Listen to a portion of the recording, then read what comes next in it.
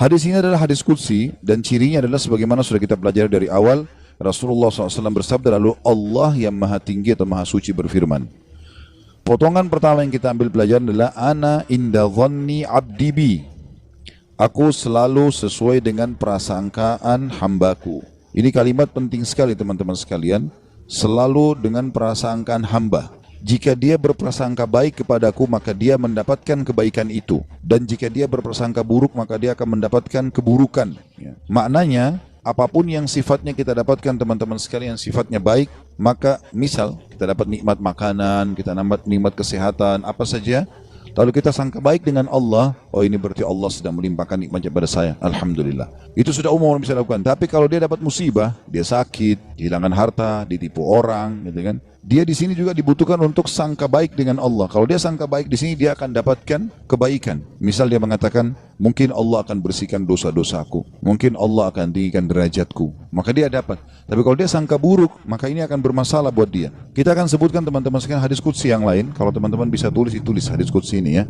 Karena ini hadis qudsi mulia sekali ya. Hadis sahih di mana Allah Subhanahu wa taala menyampaikan kepada kita berita gembira tentang orang-orang yang mau berprasangka baik dengan Allah. Allah berfirman, wahai anak Adam, artinya kita semua manusia dipanggil, jangan pernah engkau takut kepada siapapun yang mempunyai kekuasaan, selama kekuasaanku ada. Dan ketahuilah, kekuasaanku tidak akan pernah punah selamanya. Wahai anak Adam, jangan pernah engkau takut dengan kesempitan rezeki, karena perbendaharaanku penuh. Dan perbendaharaanku tidak akan pernah punah selamanya. Wahai anak Adam, ini potongan yang ketiga dari hadis. Kalau tertinggal langkahin dulu, nanti kita kembali. Jadi Allah Subhanahu wa taala tidak mau kita capek ya. Di sini dikatakan Allah berfirman, hai anak Adam, aku ciptakan kamu untuk beribadah. Maka jangan engkau main-main. Aku menciptakan engkau untuk beribadah, maka jangan kamu main-main.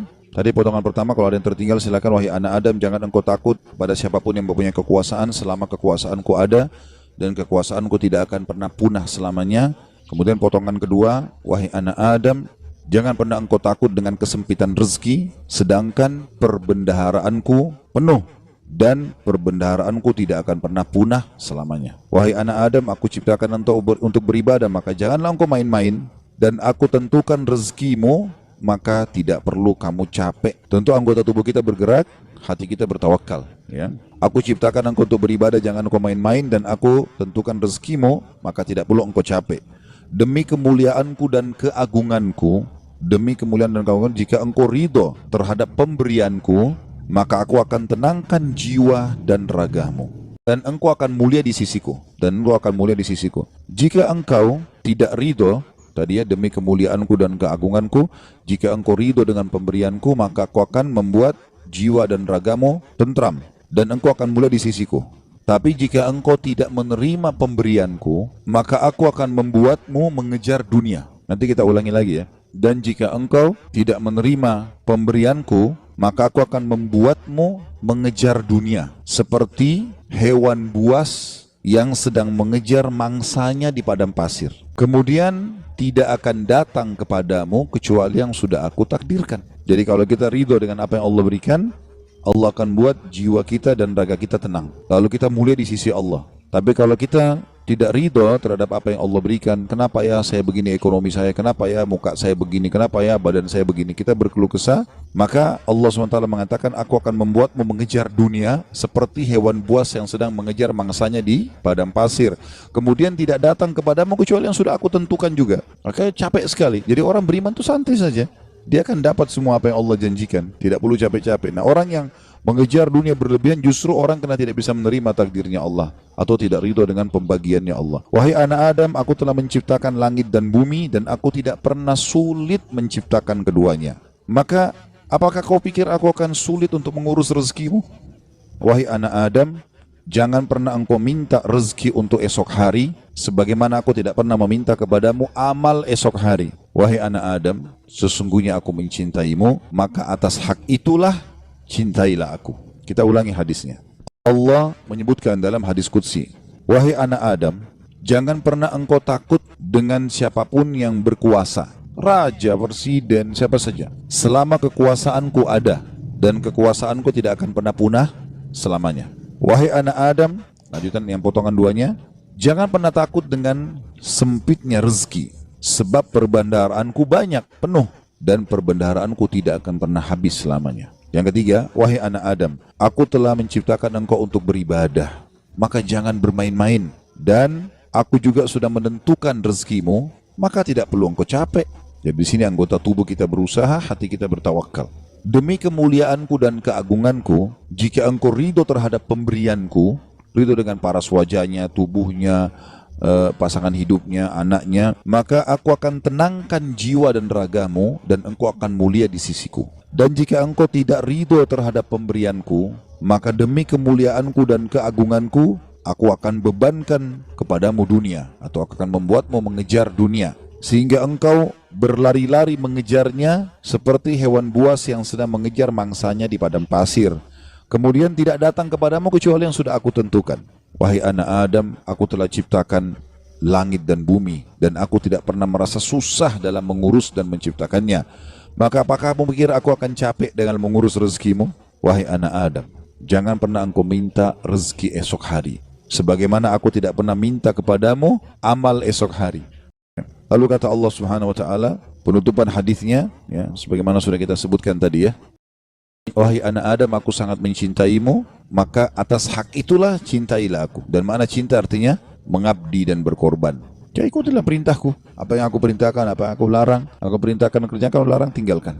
Ini subhanallah hadis teman-teman sekalian. Setiap kali saya baca, saya pribadi yang merasa ketenangan jiwa. Udah Allah sudah tentuin semua. Dan ini sesuai juga yang pernah saya sampaikan teman-teman sekalian.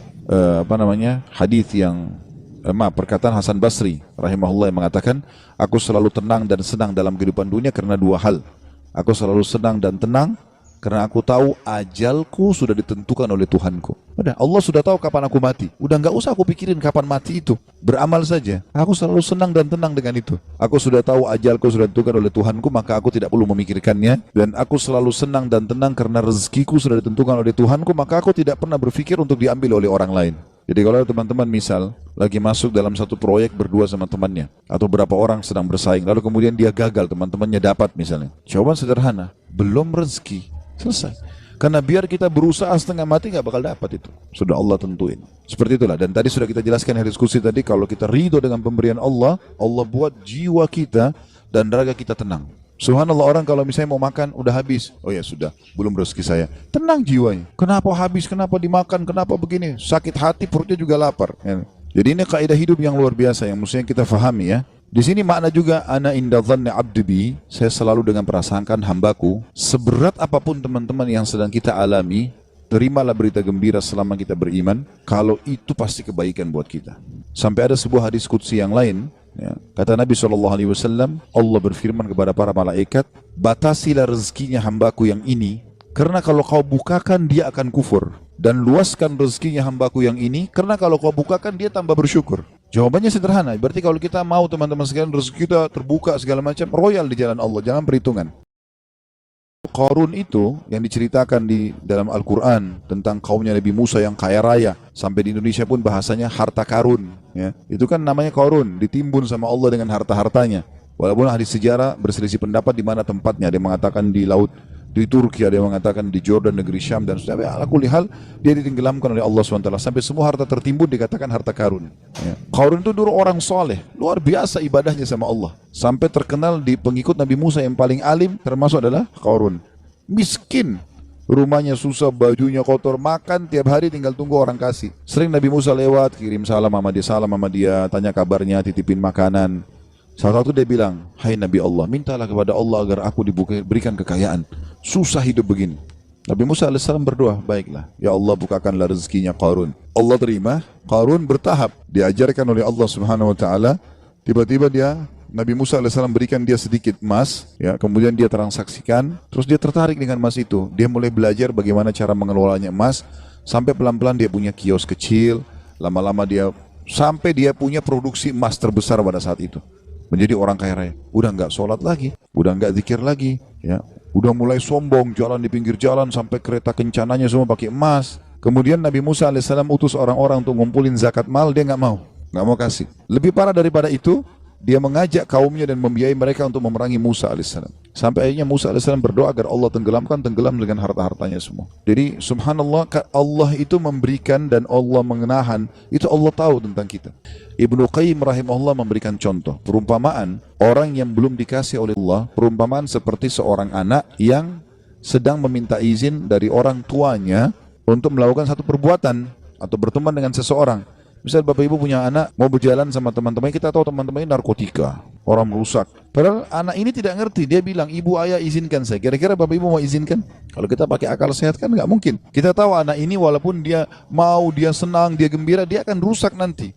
Kita nggak akan kasih, apapun risikonya. Ibnu Qayyim rahimahullah berikan perumpamaan seperti itu. Ada orang merengek-rengek sama Allah, Allah belum kasih. Allah lebih tahu, gitu kan? Ini hambaku ini kalau saya kasih, dia masalah nanti. Mungkin contoh kasus, ada orang anaknya meninggal masih kecil. Baik, mungkin dia merasa sedih. Tapi subhanallah bisa saja mungkin anak itu kalau besar buat masalah buat dia.